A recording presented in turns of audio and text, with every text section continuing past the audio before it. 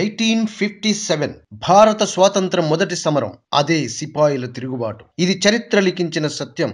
కానీ దాని 10 ఏళ్ల ముందే 1847లోనే గర్జించింది ఓ రాయలసీమ సింహం. పరాయి పాలకుల దౌర్జన్యాలపై ఎదురు తిరిగిన రాయలసీమ రత్నమే ఉయ్యాలవాడ నరసింహారెడ్డి. బ్రిటిష్ పాలకులు వంచనతో చేస్తున్న దోపిడీలు పతాక స్థాయికి చేరుకున్నాయి. వాటిని వంచడానికి కొమ్ములు మొలిచిన రాయలసీమ సింహం నడుం బిగించింది. ఆ సింహమే ఉయ్యాలవాడ నరసింహారెడ్డి. ఉయ్యాలవాడ నరసింహారెడ్డి కథని సినిమాగా తీయాలని పరుచూరి బ్రదర్స్, చిరంజీవి ఎన్నో ఏళ్లుగా ప్రయత్నాలు చేస్తూనే ఉన్నారు. ఎట్టకేలకు చిరంజీవి డ్రీమ్ ప్రాజెక్ట్ అయిన ఉయ్యాలవాడ నరసింహారెడ్డి, దానికి చరణ్ ప్రొడ్యూసర్ గా, సురేందర్ రెడ్డి దర్శకుడిగా ప్రీ ప్రొడక్షన్ పనులు మొదలయ్యాయి అన్న విషయం సినీ ప్రేమికులకు తెలిసిన విషయం. ఉయ్యాలవాడ నరసింహారెడ్డి బయోపిక్ ని సినిమాగా తీయాలనుకున్న చిరంజీవి 150వ సినిమాగా తెరకెక్కించాలనుకున్నాడు మొదట్లో. కానీ ఎందుకో కుదరలేదు. 150వ సినిమాగా ఖైదీ నెంబర్ 150 వచ్చి దుమ్ము దులిపేస్తుంది. ఇక 151వ చిత్రంగా ఉయ్యాలవాడ నరసింహారెడ్డిని సెట్స్ మీదికి తీసుకురానున్నారు.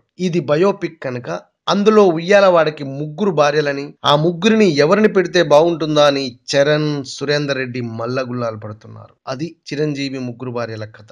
ఈ వీడియో మీకు నచ్చినట్టయితే లైక్ చేయండి, షేర్ చేయండి, సబ్స్క్రైబ్ చేయండి.